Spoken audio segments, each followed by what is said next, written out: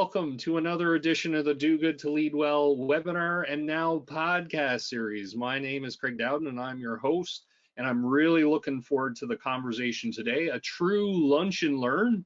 And so I've been looking forward to this for quite some time. For those of you who are return attendees, welcome back. Always awesome to have you here. For those of you who are checking this out for the first time, thanks so much for taking the time out of your busy schedule to join us.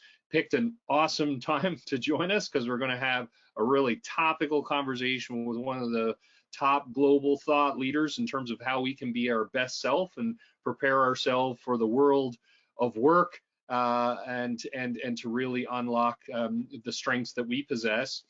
And the genesis of this program really came from the publication of my first book, Do Good to Lead Well, and I had the wonderful opportunity to speak with best-selling authors, top thought leaders, and I wanted to create a community where we could have a conversation so that every one of us could benefit from their experience, their insights, their expertise, and their research.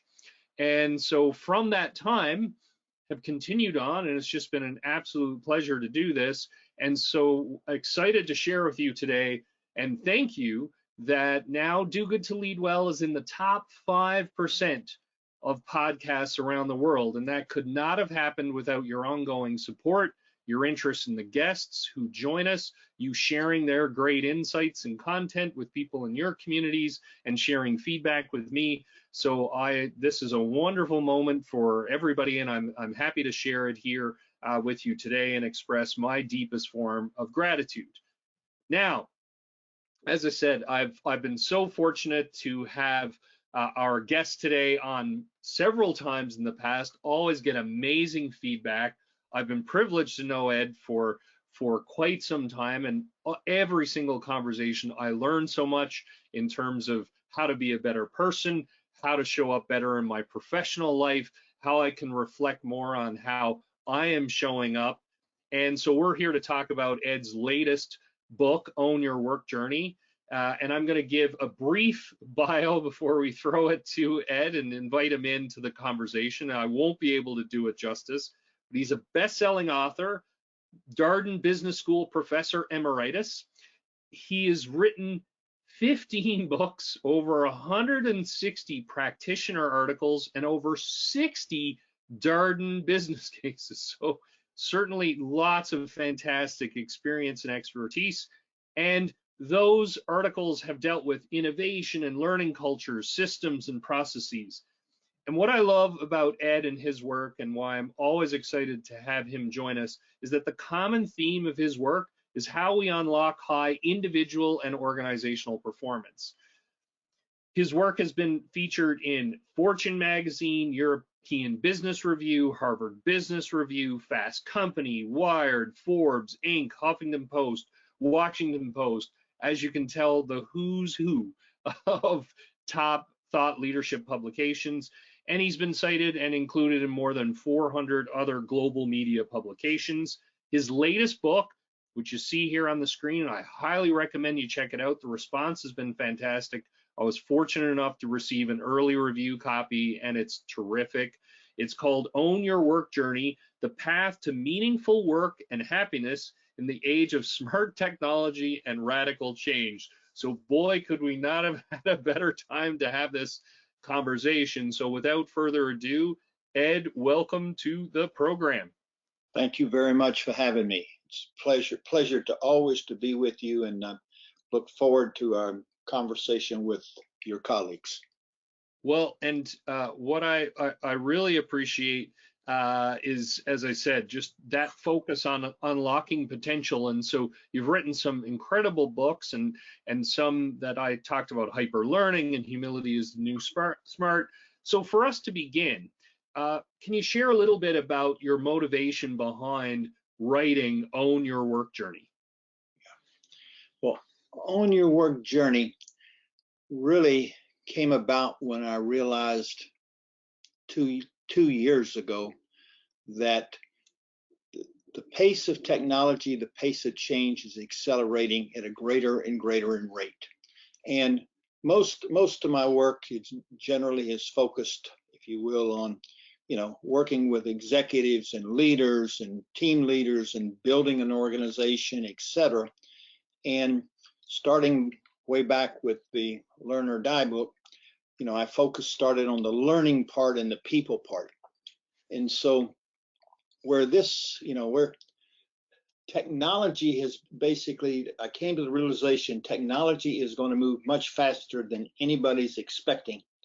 And every person in the workplace is going to have to take their game to a higher level, that journey to best self, because the speed of change is going to accelerate. And I made that decision about 18 months ago. And that's when I started working on this book. And, with, Chat GPT-4 now overtaking the world, I was, what I was concerned about has happened, is here in the now. And the need for people basically to understand that they're going to have to learn how to be a highly adaptive learner, adapting at the pace of technologies, changing technology. So that's how it all came about. And that I was, and the timing, the timing was, I didn't produce the timing, but the timing was like, wow. All right, it's almost like there was something inside that was saying to me that, you need to accelerate this and take the focus to the entire workplace, not just the senior level workplace. And I love that. And by the way, as always, Ed has kindly agreed to take questions from the live audience. So take advantage of this opportunity to speak with one of the top thinkers, researchers, and futurists, if you will, in terms of where we are and where we're going. So please ask questions. And a couple of things, what I love about your book, your latest book as well, and I know, in our conversations you were sharing that. I love the practical, it's like a workbook or guidebook, if that's a fair way to put it, where you share the ideas, and then what's invaluable to me is the number of practices, tangible practices that I can use as a reader and immediately go out and experiment with and learn from and benefit from. So can you share a little bit more about that? Because I thought that was just excellent. Yes, you're exactly right. It is a workbook, a how-to book, how to be on the journey to your best self, how to take ownership of what's going on inside of you, how to have a quiet ego, a quiet mind, a quiet body, how to manage your emotions, how to reflectively listen, how to go into the unknown and figure things out, how to manage your behaviors, your words, your thinking, your listening, etc., and how you engage with people. And it drills down into the science of how to do that, all right, in a way that gives you tools and practices that you as an individual, okay, can be on your journey to best self. And it's basically, the pace of change is going to be so volatile and continue to be volatile that what we will do is work going forward. Most people will basically have a very, very different job every 4 to 5 years. All right. That's going to be the speed of change. And you're going to have meaningful work if you can add value in ways that technology can't add value. All right. And technology is expanding and expanding and expanding. What does that mean? I've got to add value that basically technology can't do. And those are some pretty limited, that's limiting the scope. The likelihood, just the numbers in the United States,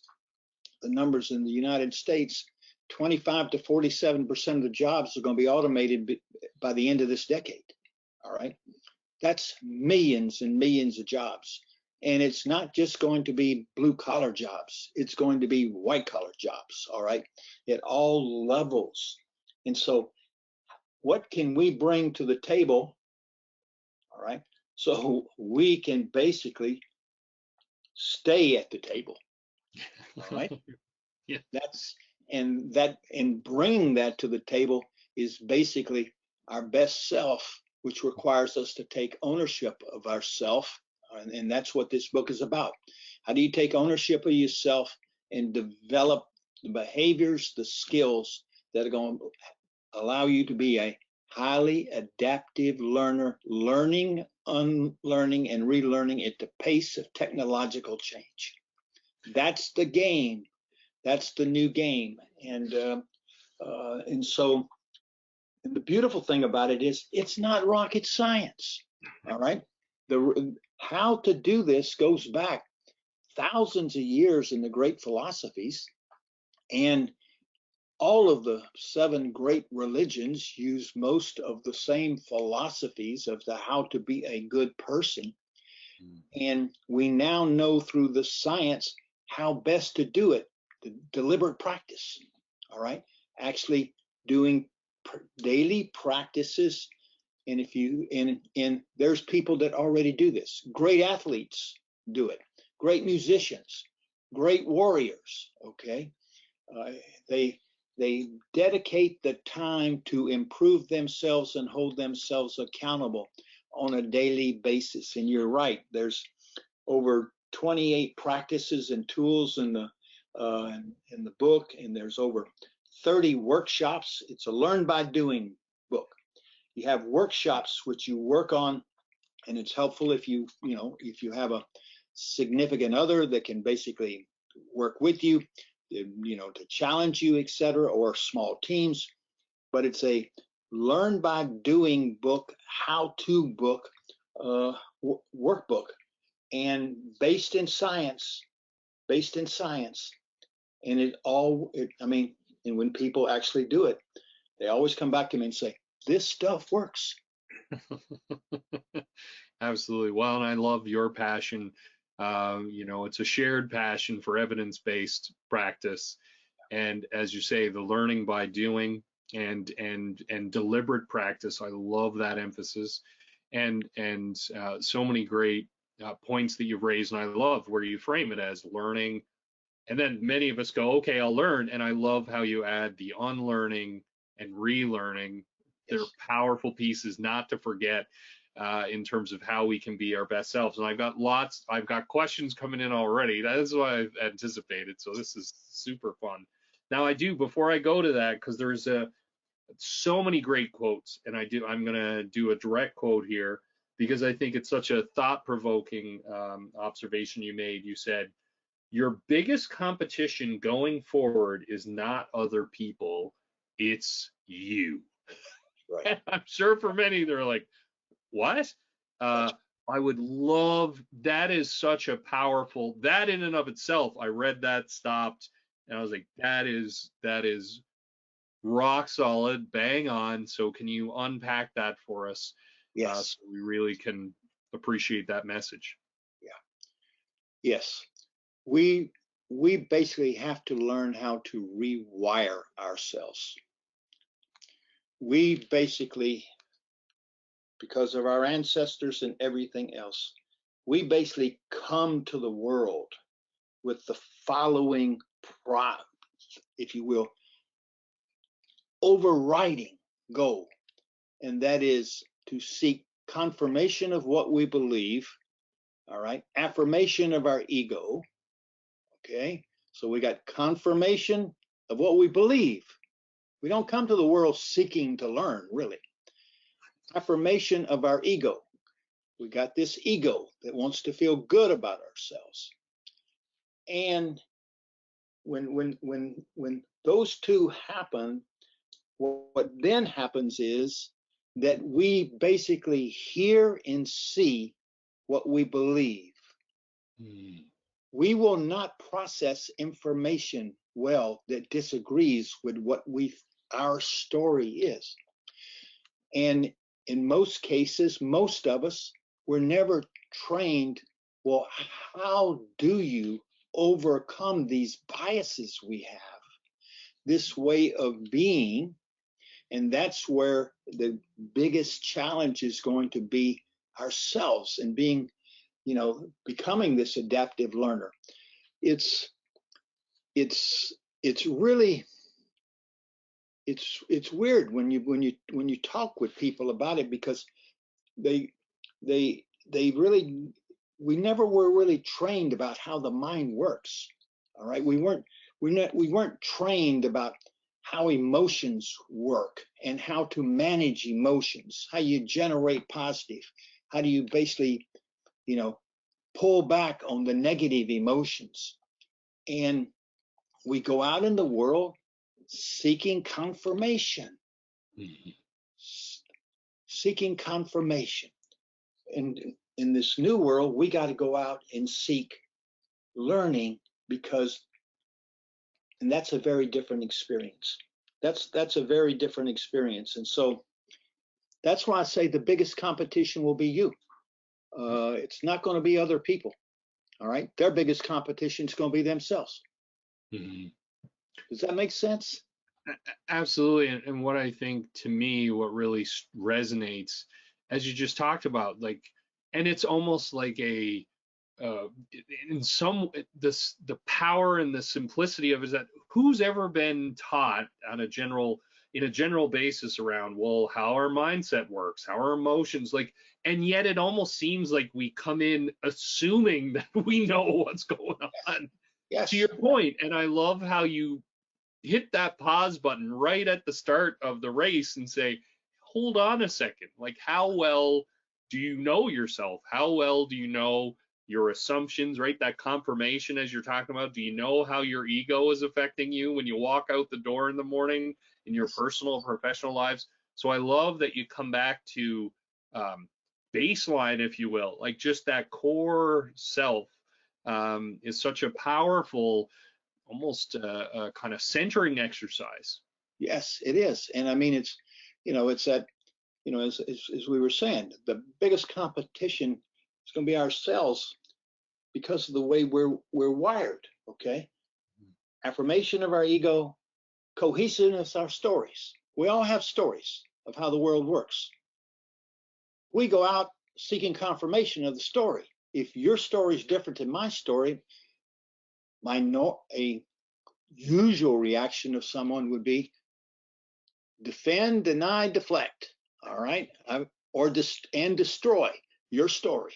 Okay, that's where even if people don't, quote, feel competitive, we are competitive because we want to be right. Okay, mm-hmm. That's the definition. If you think about the definition, the smart people were who? The people who got the highest grades. Okay, and so we were sort of trained that if you know more than somebody else, you're going to be the winner. And so you always got to know, and you're not going to know a lot if you go around telling everybody how much you don't know. Yep. Right. And so it's a paradigm shift, a behavioral paradigm shift, where we have to take ownership of what's going on inside of us. We have to take ownership of our ego, our mind, our body, our emotions. And that allows us then to take better ownership of our behaviors and how we react and view the world. And the skills to do that are science-based and goes back to the tools and the daily practices, etc. That how to, and the various goals is to really, it's about behavior change. I started, I don't know how many, it's probably 10 years ago, going deep in my work with companies, in that let's forget about all of the highfalutin words and what the goal is from a financial viewpoint, and what's going to be the let's talk about how people behave. Okay, how does a person be a good thinker? How does a person be a good listener?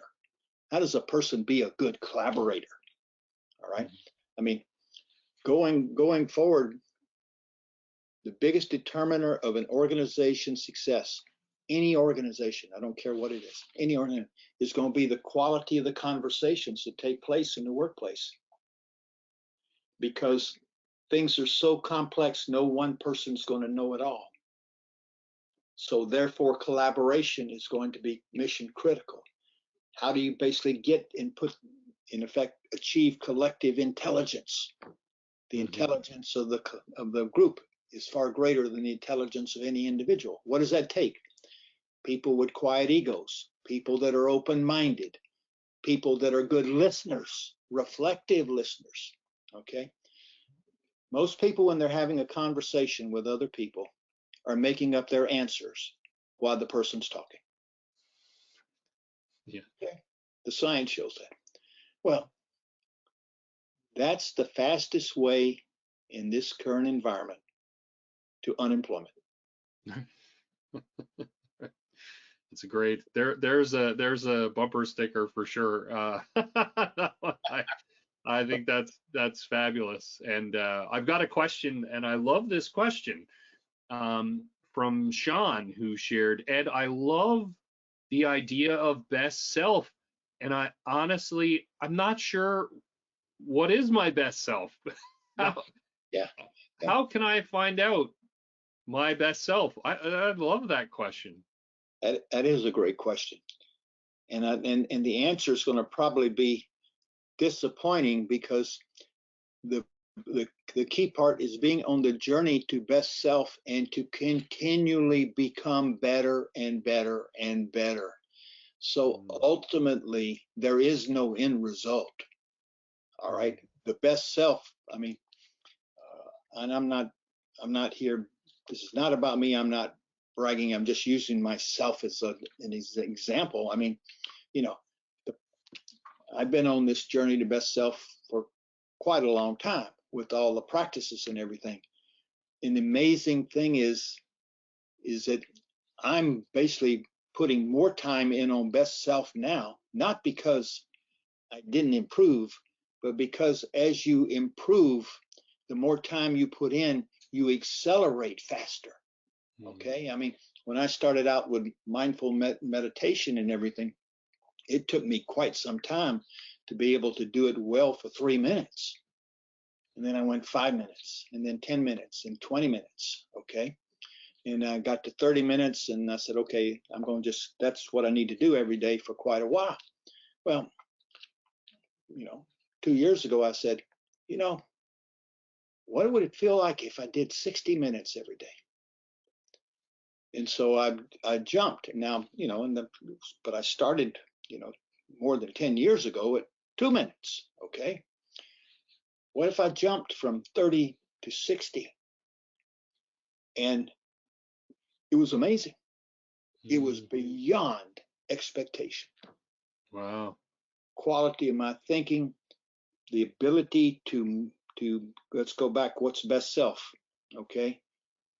Quiet ego, quiet mind, quiet body, reflective listener, generate positive emotions.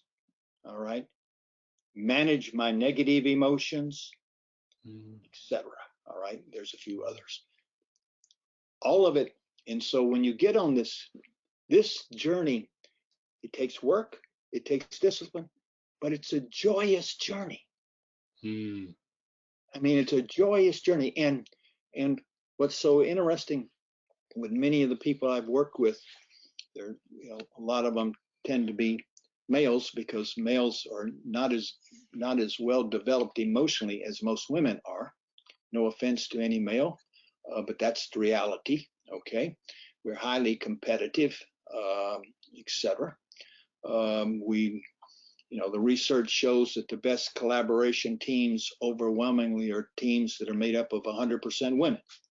And that's research from MIT and Carnegie Mellon, two of the biggest, if you will, technology and engineering firms, schools in the world. All right. And they've run those tests 10 times. And so you got to accept the fact, okay, that what are our strengths and what are our weaknesses? and work on the weaknesses. And all of these practices work. Mindfulness meditation, deep breathing exercises. I mean, probably one of the greatest military warrior groups in the world, okay? They do deep breathing exercises and meditation exercises, okay? Daily, but also they do it before they go into missions. Why? Because they can have that inner peace, and they can then take in the world as it is, not the world as we believe it is. Well, I don't know if I've answered his question or not, but it's what does it mean? I take ownership, and I got these little groups. Okay. Ego, mind, body, emotions, listening, how I relate to others. And I work on those boxes, and then those boxes expand.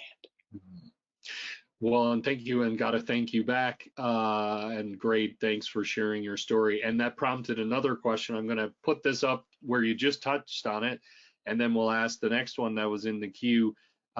Dave said, thank you so much for sharing your personal experience on the mindfulness meditation.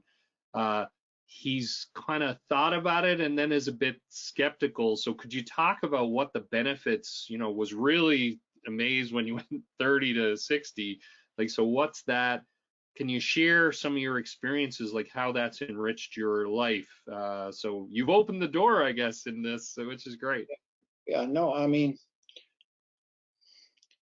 meditation basically is training your mind to focus on what you want, what you need to focus on, not what it wants to focus on. And that can be very, very different things. So when you have a quiet mind, you can really listen to somebody. Your mind is not coming up with the answer, as an example. All right. When you have a quiet mind, you're not in your mind telling a story and prejudging. You're listening totally to that person.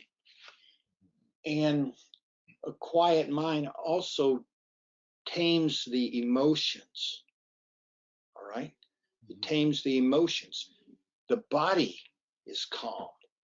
And so the you that's open to the world, open to listening to this person, open to whatever it is, the you that's open, you're just totally in the now. You're totally in the here and now. There's no self-talk, okay? There's no leaning forward, I'm getting ready to strike, okay? Calmness. It's this inner stillness, this calmness, which allows me to come to whatever I'm going to, a meeting, a conversation. Again, I come to it with this quietness, this calmness, this inner peace, which allows me to see more, listen better, etc., and then allows me to respond without having it. It makes me a better listener with everybody. So how does it work? It works through your deep breathing exercises that you focus on your breath. Let's do a deep breathing exercise for a minute or two. You get quiet, you get still, you sit you sit or lie down in a very reflexive way and calm, and you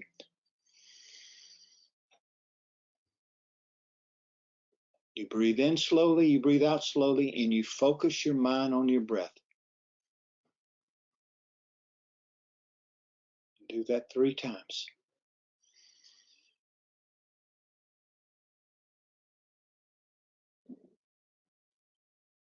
And you start out doing that for 2 to 3 minutes. Now, your mind, when you begin, is going to go racing somewhere else. Don't do what I did. I got really teed off at my mind and started cursing it and whatever else. And, you know, I never beat myself in the head, but I mean, I was sort of emotionally, but you know, you're going to, and even now at my stage, there are times when my mind wanders. You stay calm and you focus, intentionally focus on the breath, in and out. And then you can learn to focus. Your breathing in goes longer and your breathing out goes slower. And you build that capacity. And what you notice is this stillness. And what the research shows that people who do mindfulness meditation regularly, and that's daily, at least 15 to 20 minutes, once, you know, that's the minimum you need to work to. They are the people that all of a sudden have the aha moments. All of a sudden, either after you meditated during the day, in your mind will come the answer to the question you haven't figured out yet. Emergent thinking, which is the most creative thinking of human beings, comes about. It emerges out of you when you are at the state of inner peace. Well, and God, thank you so much. A longer, I won't even be able to read all the comments. The key one, love the idea of focusing on what I want to, not what my mind wants me to focus on. That was really impactful, and it looks like they're gonna try it out for sure. So really appreciate it. I've got another question from Barbara, who was love the idea about quieting our ego. It seems like the world is just ego plus. So like how do you reconcile where we are, and how can we do that? Well, if you think about the ego and what's the purpose of the ego, the purpose of the ego is to make us look good to other people. All right. We want to, it's sort of our story about ourselves.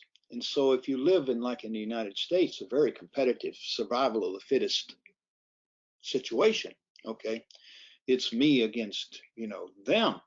I got to take care of myself, else, you know, it's different in Canada. It's different in other areas of the world.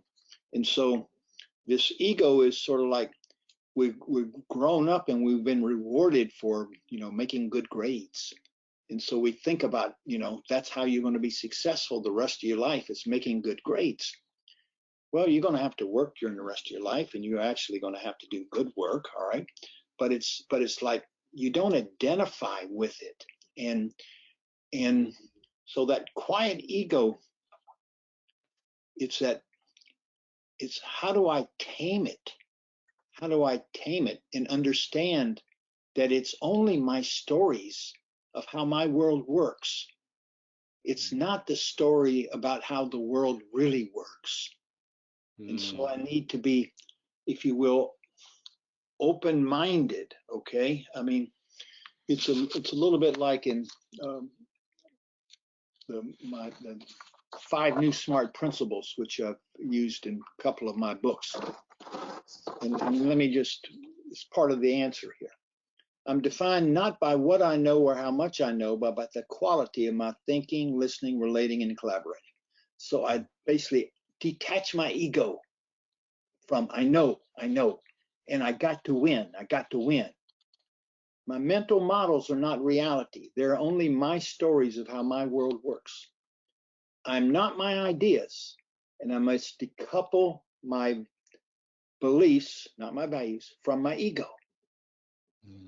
That's how I can learn.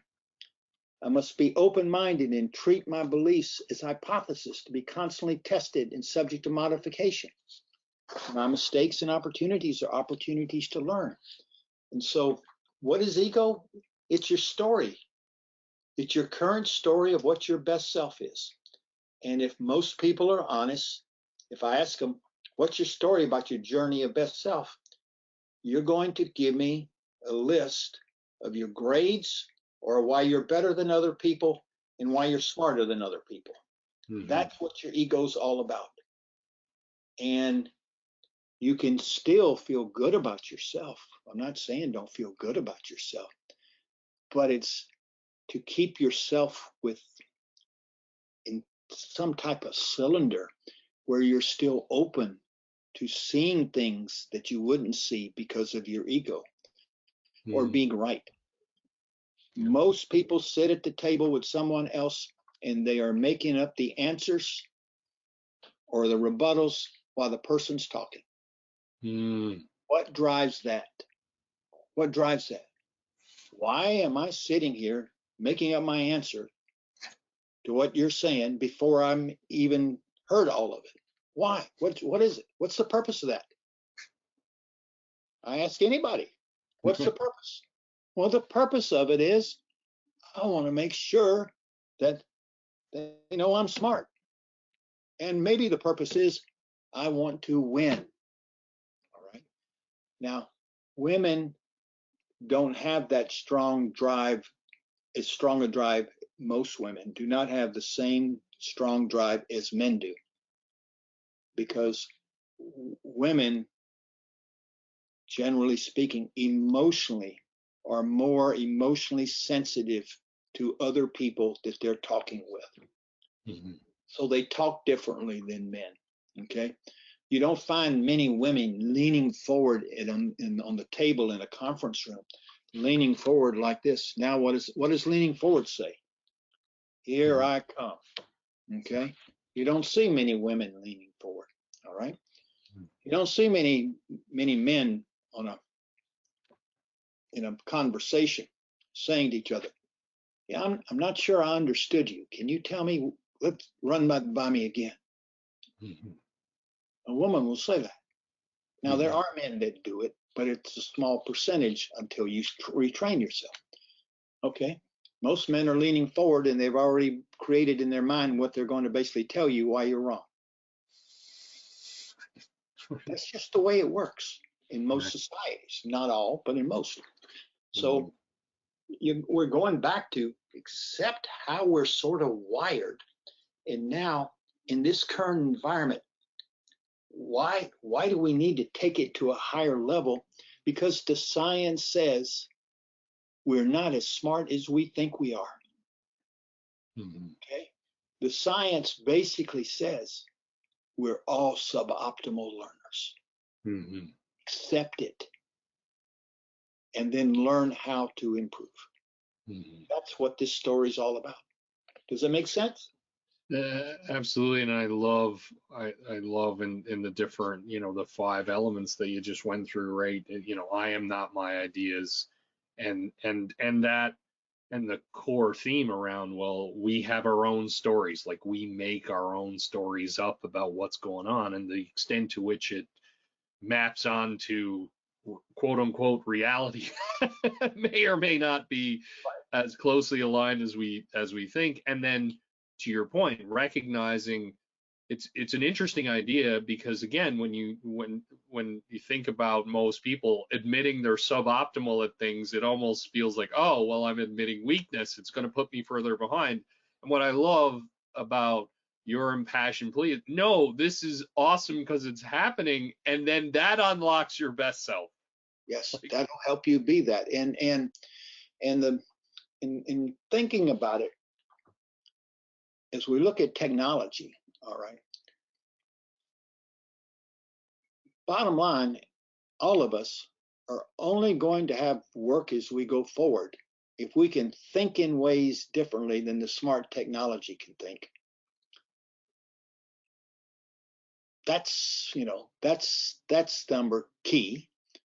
The second thing is our biggest differentiator is going to be our abilities to emotionally connect and relate to other human beings. Okay? To collaborate with others in ways that build caring, trusting relationships. Because in the organization of the future, which is the organization of now, NOW, because of technology, that it's work's going to be done in teams because nobody knows everything. And so the extent of the collaboration. And so when we get at it, I mean, we're going to have to think differently. We're going to have to basically excel at building caring, trusting, positive emotional relationships at work. And then there's a third group of jobs that would be in the trade jobs, where it requires human dexterity and iterative diagnostics, and then defining the problem, and then iterative trial and error approaches. All right, technology's going to have, the robots going to have a hard time doing that. Mm-hmm. So it really comes down to emotional connection with others and thinking in ways that technology can't think. All of that requires quiet ego, quiet mind, quiet body. Okay, reflective listening, engaging with others in positive emotional ways that build trust. I love all that, and got so many great comments and people saying thank you. Very helpful, very valuable. I have another question. So again, questions are fast and furious here. Trina shared, think I know what reflective listening is. You've mentioned it several times. Can you break that down a little more? Yeah, that's a good question. Reflective listening occurs when I'm totally invested in trying to understand what you're saying. And you're totally, all right, trying to understand what I'm saying when I'm talking, okay? But my goal is not defend, deny, deflect, not be right. What did she mean? What did she mean? I think she meant this. Well, why don't you ask her? Okay, Trina, that's a good question. Did you mean this? Or this is what I heard, where I'm wrong. Because and especially when you're working in teams and working with other people, instead of assuming I know what they meant, what that says is how I interpret things. I'm interpreting what they're saying in the way that makes sense to me. Well, that's not necessarily learning, and that's not necessarily making sure that I understand what she said. And so to reflectively listen is to actually listen, trying to understand, instead of listening to confirm what you believe. And that involves asking questions before you sit on the big tower and tell everybody why what your point is better, or et cetera, et cetera. Does that make sense? It's yes. A making meaning. It's listening is a making meaning process, and I can't make meaning unless I make sure I understand, because we can use the same words, but they mean different things to different people. Right. And that's why that's why it's always good to say, well, can I tell you what I think you said, and you tell me where I'm wrong? Now, what does that say to the person who talked? It shows great respect. It shows caring. It shows willingness to learn and willingness to converse together, to understand, especially if the person who started off behaves the same way. And when you see that happening, and I've been in boardrooms, I've been in organizational rooms, when you see that happen in the workplace, in the first and second and third times people do it, it is magical. I've had people walk out of the meeting and said, I'm never, ever going to respond to a person again without asking a question to make sure I understood. Because what I have learned is I've spent the last 20 years, okay, not really understanding anybody. Well, no one got lots of, so Trina, thank you. Amazing answer. Really appreciate you breaking it down. I've got a follow up. So again, this is why there's so many questions. I apologize. We won't be able to make them, probably not make them through them all. Todd was wondering, um, sometimes afraid to ask that question, like love the script you just provided, afraid, like hold back. Am I, is this going to look weak? Any advice when you're there and you go, okay, I've got a question, and then that ego, I guess, is chirping. So I love that question. What advice do you have? Well, I think that I'm going to go around in sort of a backwards way. I think before you go into a meeting, you take 2 minutes, and if you have developed your little process of how you want to be, you will say to yourself, listen to learn, not to confirm. All right. Have the courage to ask questions, have the courage to say, I don't understand. So you basically try to take, it only takes 1 or 2 minutes before you go into a meeting. You try to, so you've worked on yourself, and you know that, I got a tendency that I want to show that I understand, and etc. Okay. So what's going to change that? I got to make sure I do this. And, in some cases, I mean, I can remember back when I was much, much younger, in my 30s, and, this is not about me. It's not ego, but I mean, I thought I was a hot shot, and I was on Wall Street and everything. I can remember that my bosses several times would tell me, would you please quit interrupting people and giving them the answer? Can you please ask people questions before? And I said, I don't know how to do this. And so the senior guy said to me, this is what you do. You take, and I'm not saying this is what should be done. He said, you take the heel of one foot, and when you feel yourself going to interrupt or you grind your heel in the top of the other foot, and you keep doing it, and then you won't interrupt and do whatever. So I started trying that, and I was in one meeting, and it was in London, in fact, and the English person around, he says, Ed, are you all right? I said, yes, I'm fine. He says, why are you crying?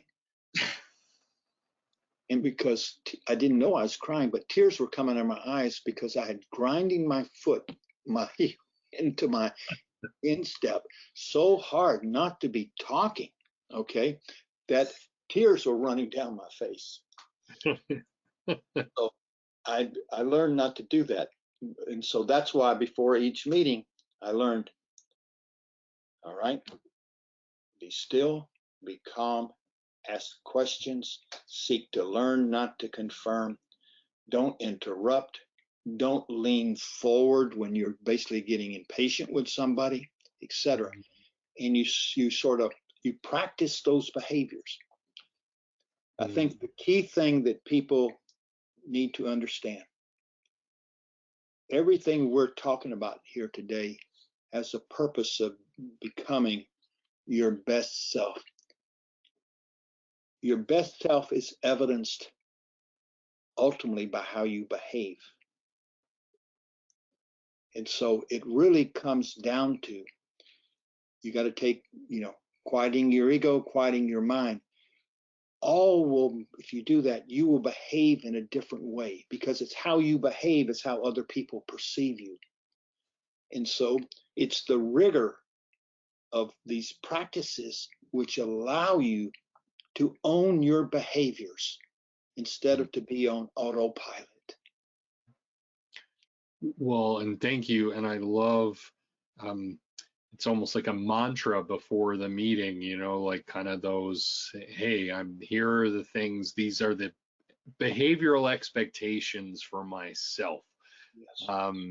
And I just think that's such an incredibly powerful and empowering moment. And that's the other thing that I really value about how you are, who you are, and the practices that you share with us is around, well, you don't need to spend hours and hours doing, this is literally a minute, 2 minutes before we walk into a key meeting, going like reminding ourselves those things where how can we be our best selves? So it just kind of gets us out of wherever, going back to your wonderful observation earlier, Ed, about okay, what I want to focus on versus where my mind is. It allows me to go, okay, I'm coming into this conversation with Ed, and here are the things. This is how I want to show up as my best self. This is what, and now I have almost, like guideposts to follow as we're having this conversation. Yeah, very, very, yes, yes, yes, yes. And I'd like to add one I haven't talked much about: deep breathing exercises. Mm-hmm. There's nothing, before you go into a meeting, let's do a deep breathing exercise here. Let's basically, breathe in slowly, count to 5, hold your breath, count to 5, and then release your breath, count to 5. Just let's everybody do it.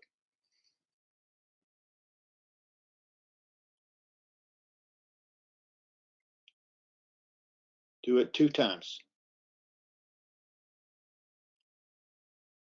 Count to 5 going in, hold 5, breathe out 5.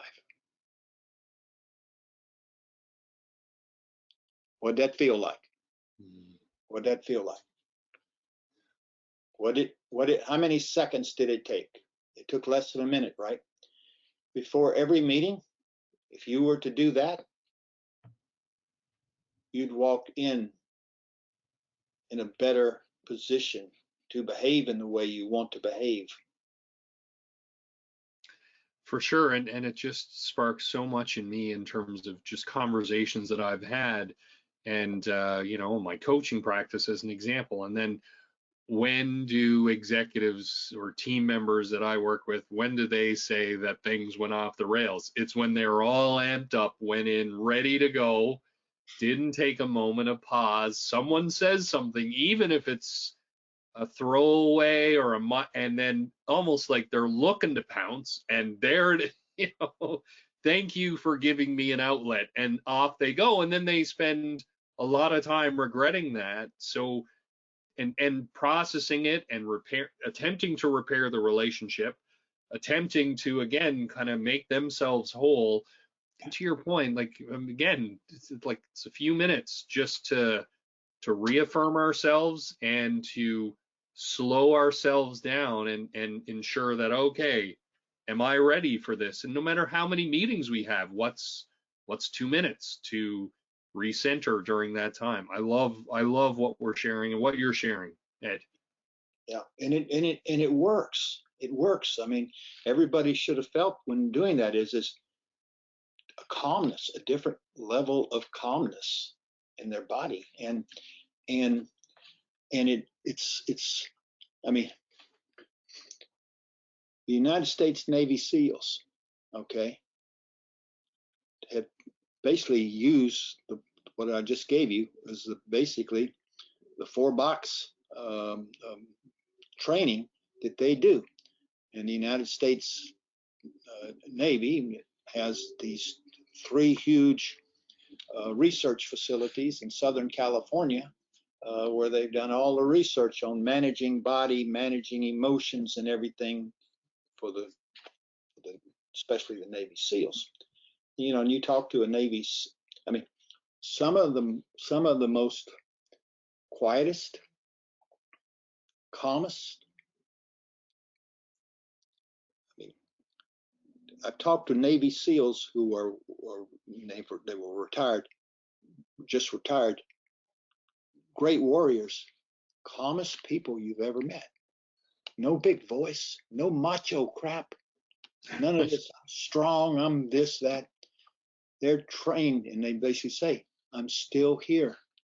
Yeah. And I accomplished my mission because of the training, the breathing, and the self-training that we go through.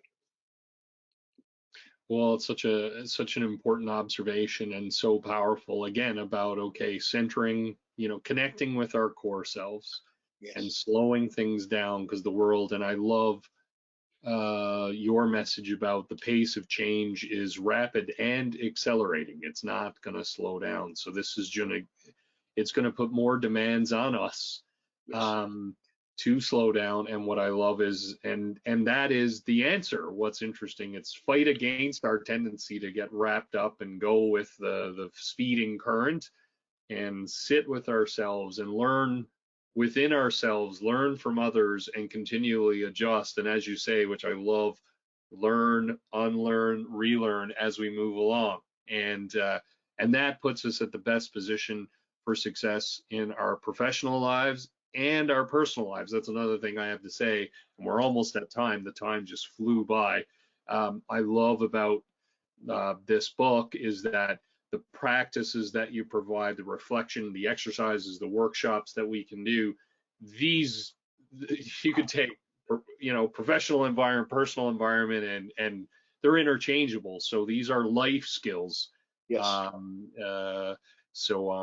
Any where we've got a couple of minutes left, they can find. I would highly recommend they check out the book on Amazon. They can get it through Amazon. Any final words that you want to share with us, Ed? This has just been so many amazing comments, great observations, wonderful tools, and thank you for bringing us through some breathing exercises as well. So any final thoughts before we close our time today? I appreciate everybody's attendance and all the questions, and I invite you to reflect on today and to give it a chance. Try it out. The science is overwhelming. It's transformative. I can tell you that you'll have ups and downs because it takes time and everything. I explained to you before, shared my experience of that. It was, difficult to get to this place or this place, but if you kept working on it, all of a sudden it just like opens up, and it will be the best investment will make in your life from today on if you can work on being this journey to best self, but taking ownership inside. And it's not just mind, body, emotions. It's also your behaviors and your words. All right. Your behaviors and your words. And I think that's so mission critical. There's one in the book is when we talk, I have a thing by Roshi Joan Halifax, who's a Buddhist practitioner of world-renowned fame, and she has a little quote: "The 5 gateways of speech." To ask ourselves, at every time: is it true? Is it kind? Is it beneficial? Is it necessary? Is it the right time? So if you think about it, all of us just speak, okay?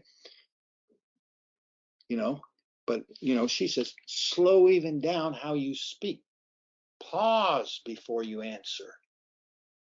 Is it true? Is it kind? Is it beneficial? Is it necessary? Is it the right time? That's just one of the 20-something practices. But I just have learned from her in recent times. That's just mind-boggling, to think about when we speak. True, kind, beneficial, necessary, the right time. I never, it was time to speak when I wanted to speak. Yes. Not anymore. That's the beauty of all this. It's a great journey. It's a joyous journey. And I invite you to be on it. If you're on it, I invite you to continue. Please understand, it's like this. But at some point, you'll make a big leap, and you won't go back to there. You'll just go back a little bit. And then you'll improve that, and you'll go another big leap. And you just go back. and you'll reach the point where you won't have many go backs. Well, I love that, and it is a great journey. It is a joyous journey, and I can say to everybody with 100% confidence that you won't find a more fun co-pilot and valuable co-pilot on your journey than Ed. So please check out all of his tremendous work. And Ed, I'm just continually grateful for all of the wonderful ideas that you put out there, your passion for bringing out the best in ourselves and others, and also for your friendship. So thank you so much for your time today. It's always each conversation is better than the last, and the last one I'm like, this is so awesome. So just absolute pleasure to welcome you, and look forward to having you back in the future. It's wonderful being with you, and all of the feelings you express towards me, I mutually express back to you, because you're a good soul, my friend. And all the best to everybody. All the best to everybody. Thanks, everybody. Bye for now.